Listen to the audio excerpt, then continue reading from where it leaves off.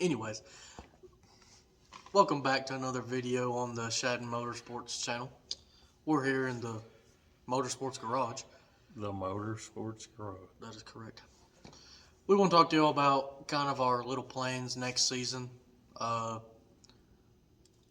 upgrades and stuff we've done for the winter, over the winter, to prepare us for next year. That's more outside the car Yeah. and the racetrack.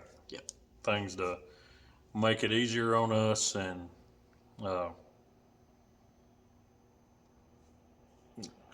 just things to make it easier on us. So I built this garage a few years back before I ever thought about dirt racing. Well, between this car, a couple cars over there, and two sitting out under a carport, I am out of room, especially for a race car. It basically lives in the trailer unless I'm doing something big or, well, it gets its maintenance done and it goes back in the trailer. So I'm out of room. Behind these cars and this wall, this is a 30 by 60. On the other side of the wall, I'm going to pour a 20 by 60 slab and add 36 by 60 onto it and leave, let's see, hang on, I said that wrong. I'm going to add 20 by 36 as a building to house all these cars. Then there'll be a 24 by 20 pad so we can wash the car outside on the concrete instead of washing it in the gravels and then track of mud everywhere. And then out back, there's already a slab out there at the rear door.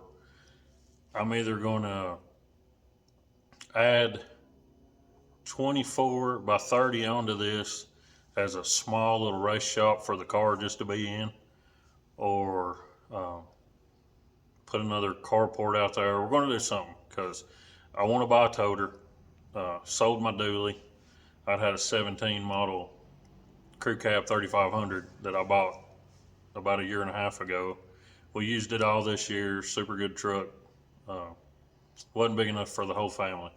We went through the trailer, put air conditioning, heat, done all kinds of stuff to the trailer, and that was in some videos earlier this year.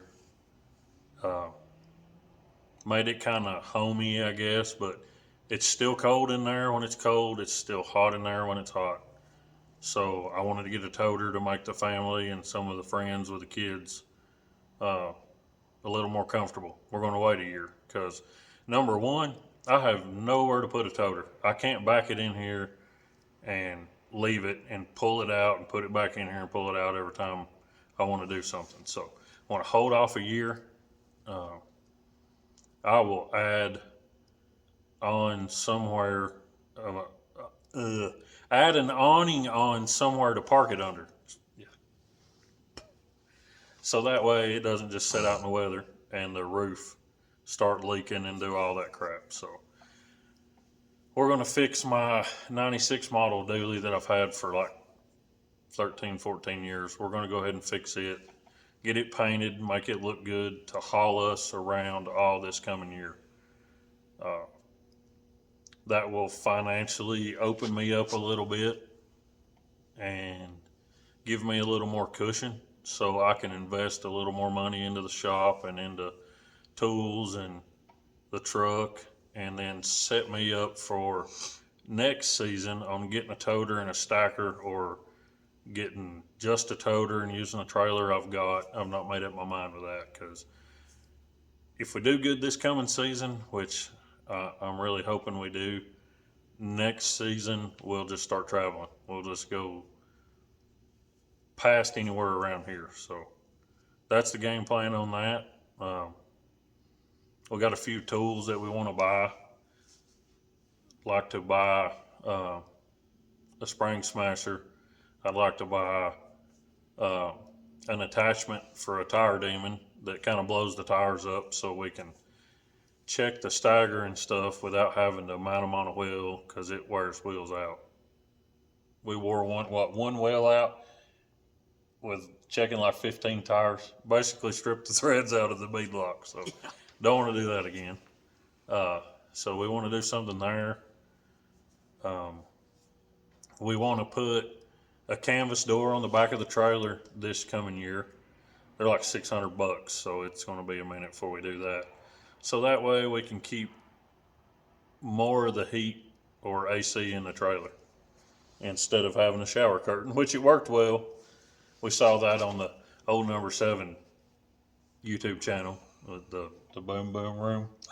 The boom boom room. So that worked well, but you can put 3 chairs in there and then you're out of room. Your nose just sucked in. I know, I'm about to give myself liposuction on my nose. Oh Lord. Anyway, I mean that's some of the major stuff we want to do around here, and we're going to concentrate this coming season on doing that because just got to try to make everybody comfortable because we got so many people that come and support us, and like in this shop, it looks like there's a lot of room. No, there's crap. Well, hang on. Button is. There's crap everywhere. All along the walls, stacked on top of each other. A lift that I can't even use, and we're going to move it back there. And then, I covered the camera. And then toolboxes here, you know, piano, all kinds of stuff.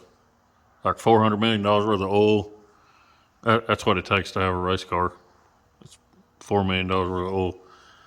So we're just going to try to make it easier for us.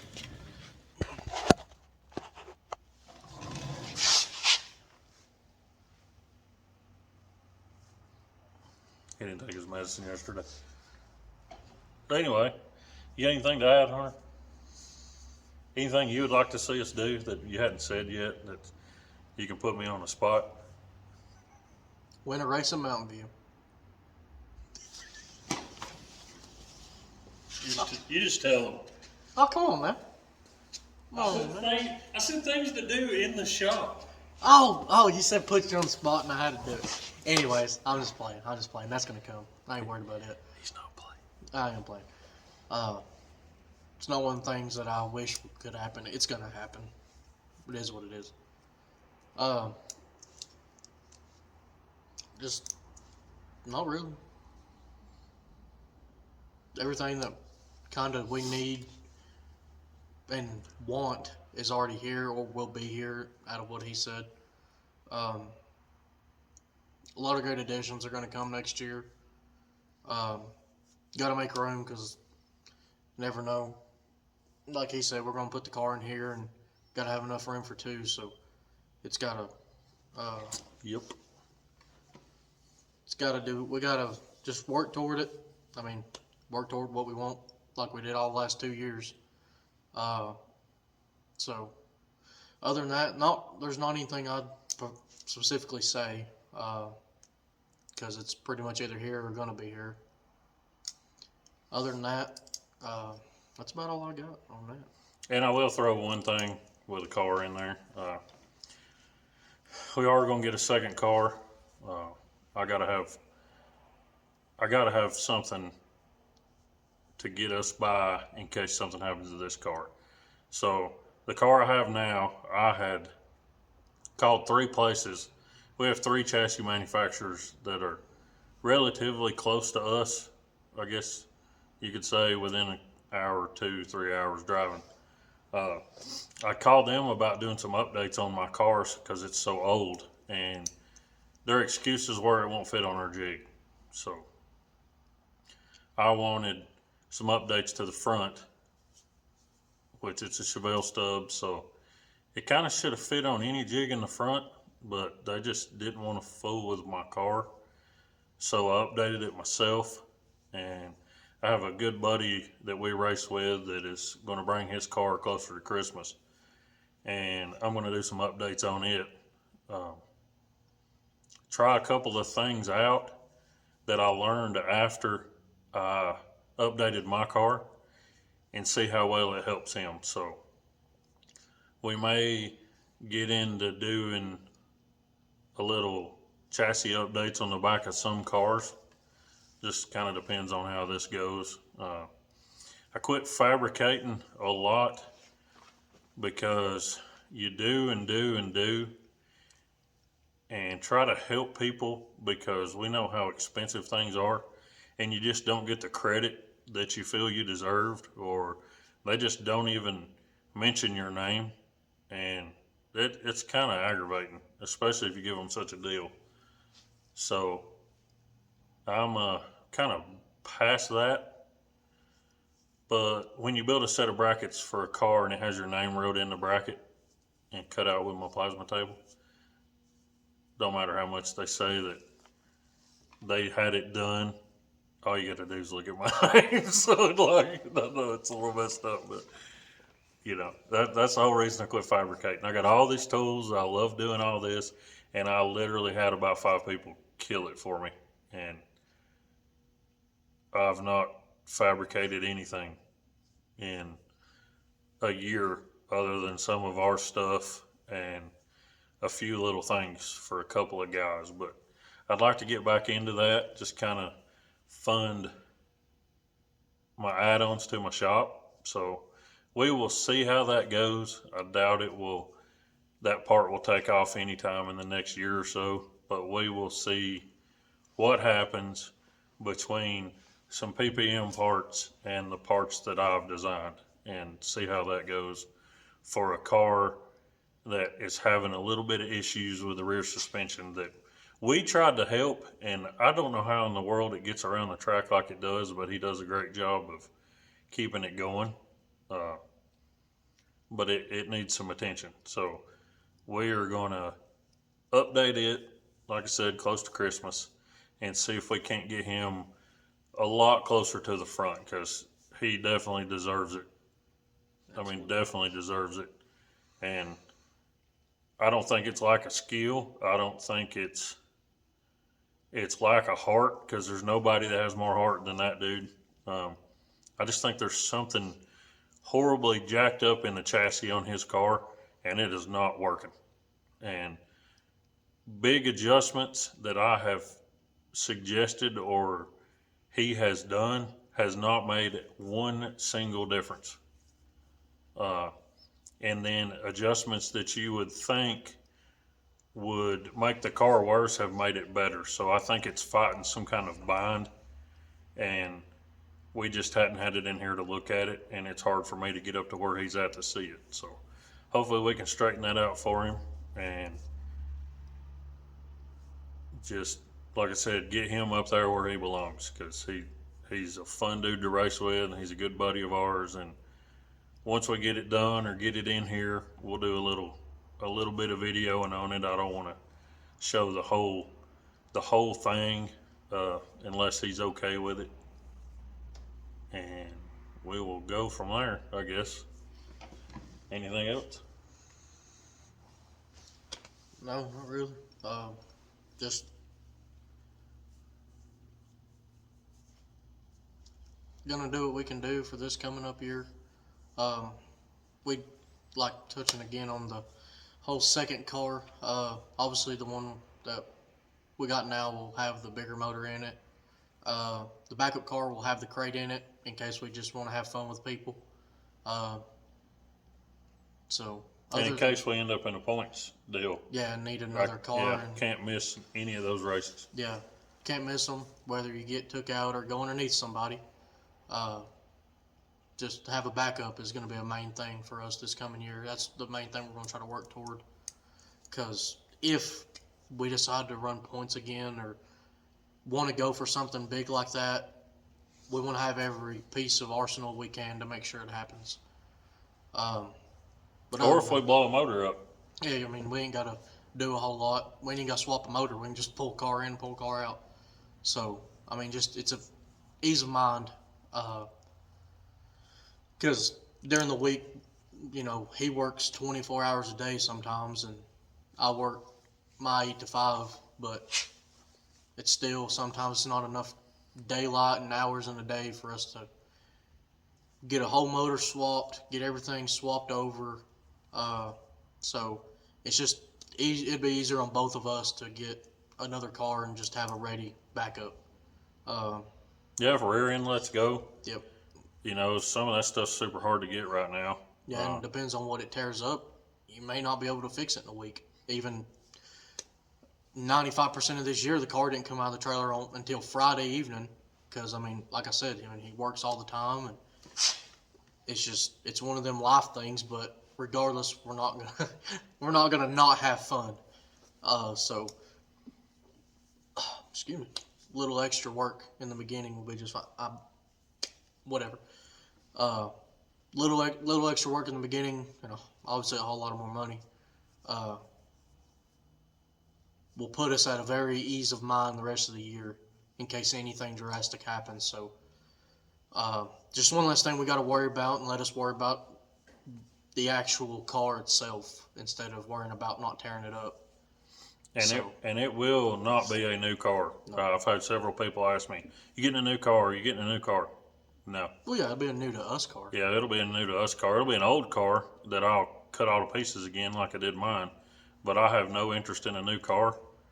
Um, from about the mid 2000s on, there's not a whole lot of difference in them unless they went to that whole turn stub, like kicked up in the back stub stuff. And I don't even understand how half of that works.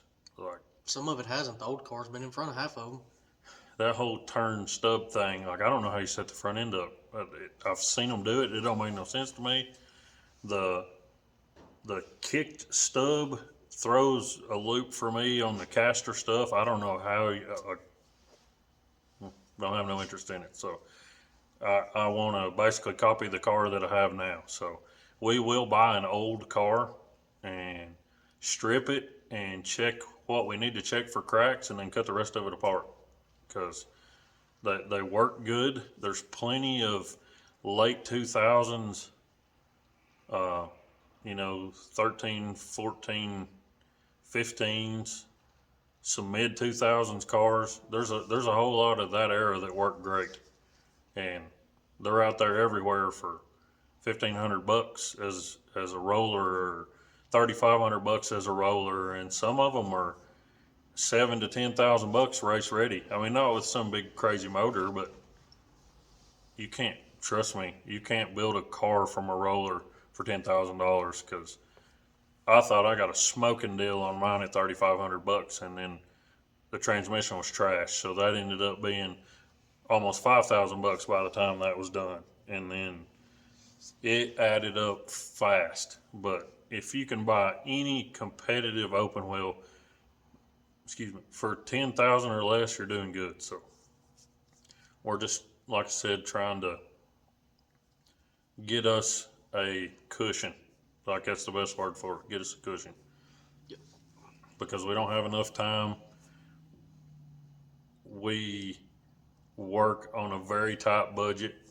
Uh, I have to work my tail off to make sure that we race every weekend. And Hunter helps out more than people know with money, which is aggravating sometimes because he shouldn't be doing that. But sometimes if it wasn't for him helping, I wouldn't make it.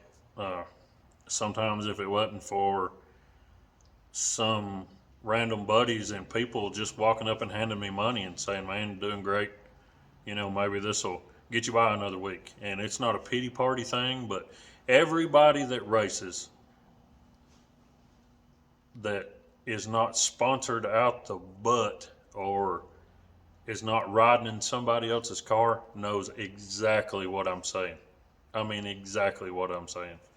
So I think for what we do, um, I'm very proud of it because we have old equipment. We don't have the best equipment, but we keep it in one piece unless something crazy happens. But we keep it in one piece and maintain it. So um, I just hope this season brings us everything that we've been aiming for, inside and outside of the racing.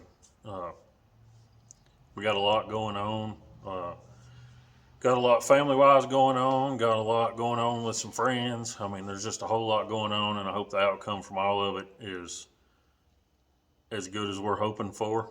And I guess this will do us for this video. The following week, it'll probably be Tuesday or Wednesday video because I won't be back till a Sunday, and then I'm going to have a lot of work to catch up on Monday. So it'll probably be Tuesday before we can do another one. And then Mr. Hunter here, while I'm off on my little escapade, is going to be working on a project of his, and we're going to put it in here in the morning. And in 2 weeks, we'll see where he's at. So, won't we, Hunter? Bear chassis. And it ain't a dirt cart. So. I sold mine. Mm-hmm. Yeah. Mm-hmm. But he did sell his.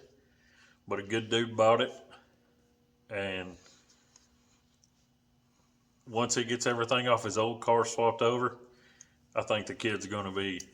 Y'all are going to have to tighten up your seatbelts and put on your big boy pants. Yep. Everybody's, and just, I'm going to touch on that because Okay. that's an irritating situation. Okay, I got you. And it's nothing to do with our class. No, this is because so, I'm not man enough to drive an open wheel, so I didn't buy one. I bought a late model, because that's what most people have said is that open wheels is a man's car. Anyways, I bought a late model and I was wanting to race and do a couple things with it, and I'm gonna explain this the best way that I can, because I've heard from different, which I don't believe really anybody anymore, just how it is. But a lot of people have told me that I didn't want to race it because I got scared. Because I got in Kyle's car one night after the races and rode around. Didn't go very fast at all. But the moment I went into 1 and 2, came out of 1 and 2, went to 3 and 4. The moment I came out of 4, I knew it wasn't for me. I didn't like it. it's not for everybody. No, and it absolutely did not scare me one bit. I could have went faster if I wanted to. I could have. I thought about it, but I just didn't like it. And the car was set up perfect. Like there was nothing wrong with the car. No. He could have held it to the floor and it would have turned. Exactly. But just a couple of people said that I didn't. I'm selling all my stuff and don't want to race because it scared me. That's absolutely not the case. I'll get in it again. I'll get in another car. I don't care. I didn't like it. I feel like my place is on the fence and in the garage with him. And I'm okay. I'm very happy with that. I'd rather do this than do anything for myself, because, like, in a sense, that him and this racing and this family means more than me doing my own thing. Far as my own thing. And anyways, so it was just one of them things of I made a choice whether I wanted to even race, which I didn't, but I didn't want to after the fact, especially because I want to be where I'm at. I want to be in here in this video instead of sitting somewhere else on my own car.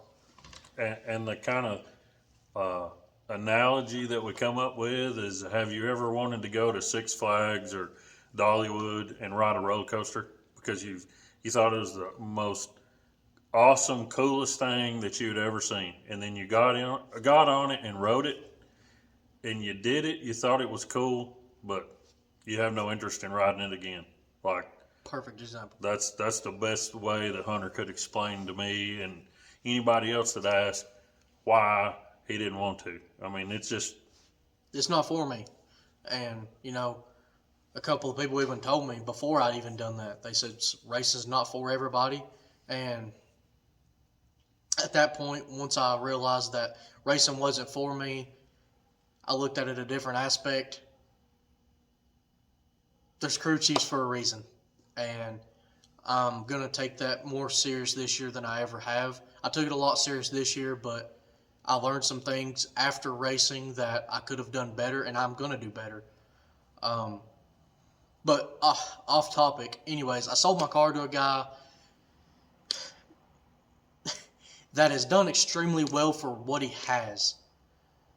He has got a, not saying any names because I'm just not going to do that. He has a 3-link Camaro stub late model, and he is running in the top 15, sometimes top 10 in Sportsman every week at Mountain View.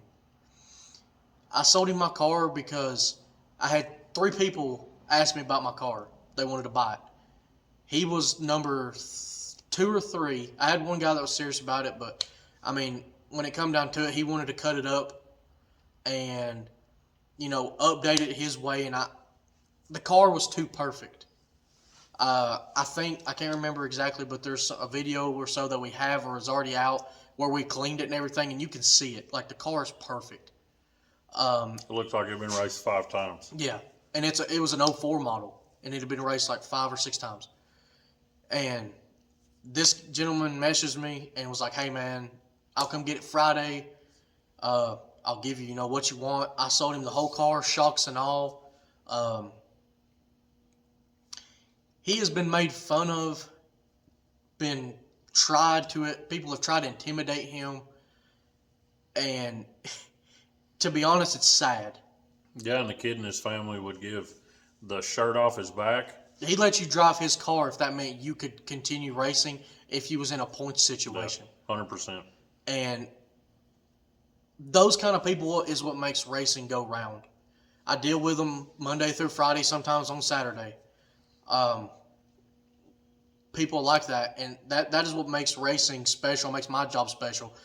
And people have just absolutely downed this kid, and he has went to tracks, and even the track workers have downed him. And it's sad because the kid has more heart than half of them people's ever had in their whole lives. Yeah, he's one of the 5%ers. Yes. He's one of the, when it comes to people, like he will eventually, because of the person that he is, if you're local to us, Barry Goodman's Barry. Like he's a super good dude. He's a heck of a racer. This kid's on his way to being a Barry because he has words of encouragement to everybody. He tries to help anybody he can. He would, like I said, give you the shirt off his back. He'd give you the wheel off of his car if you needed to finish a race. I mean, he's that kind of person. His family is absolutely amazing. They are extremely good people. We think the world of them. Yes. And like Hunter said, he's treated wrong for no reason. Exactly. Absolutely no reason. Because he don't have money, and he's not a generational racer that is well known. And it's sad that it just came to that. It's really irritating because the racing ain't what it's supposed to be anymore. It's all about money and egos. It's not about heart. It's not about skill. It's not about any of that no more. It's money and ego, and it's sad. But this kid has everything that a true racer has and needs. And when I sold him my car, I knew I know he's going to do great in it. It's a good car, and all I'm going to say is once he learns that car, I extremely am excited to see him do good, and I'm more excited to see the look on some people's faces when he outruns you, because it's gonna be awesome, and absolutely I will help him any way he needs. Yeah, and I would really like to see some of the people that run in the front against him or trash talk him. I would like to see them hop in a stub 3-link car and With a 604, No, he had a 602. Yeah, and get it around the track because you won't. Like, Yeah. you're so hung on driving one-handed, pointing the car where you want it to go. Like, you can't do it. I Which probably couldn't do it. And the kid has basically drove something that was outdated 20 years ago, yeah, 25 years ago. about 20. Yeah, but still, and he's out here competing against guys that do have newer cars, but he's struggling in his own car, and And it's not like a skill. he can't go out here and like he can't just go buy a Longhorn or an XR1, like, but he has more heart than any of the guys that have trash talked him, and I know it. I know exactly who's done it. Um, it don't matter regardless because words are words, but when your actions are different, that's something else. But this kid deserved that car, and I'm glad I got to sell it to him. And we hope to see it at Mountain View. Yep. I hope that all the crap that went on didn't push him away to somewhere else. Like, Yep. I want to see him every weekend like he sees us every weekend, not, oh, well, we're not racing this weekend. Let's go watch him because that's the only opportunity we're going to get, and we don't want that to happen. Yep. And sorry for getting off subject and wandering for 12 minutes. nearly 11 minutes, but it's just. That was some of the stuff that, I mean, we kind of debated on if we wanted to put that in a video, and actually I'm glad we did because racing ain't all about racing. Racing ain't all about racing. Well, and you don't do it to get rich. No, And if you're getting rich off somebody else's money. It ain't yours that is correct. because you're driving somebody's car for them, which, hey, great to those people that get to do that. Like, Yep. that's awesome for you, but 98% of us don't get to do that. And most of us are family helping each other or friends helping each other, or by the time we spend a season or two together, we're a big family. I mean, there's a very large portion of guys from late models to sportsman stuff to front wheel drive to B hobby 4-cylinder open wheel. I mean, there is a crap load of people that we have became really good friends with in every class. And you'll hear, oh, here's these stupid this, oh, these stupid this are coming to race. Like, man, I wish that crap would stop. Like, some of the guys that race front wheel drive probably have more money than you'll ever have in your whole life, but that's what they want to race.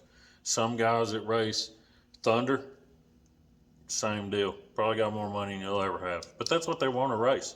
I don't want to race a late model. I don't have no interest in it. I wouldn't race one if you gave it to me.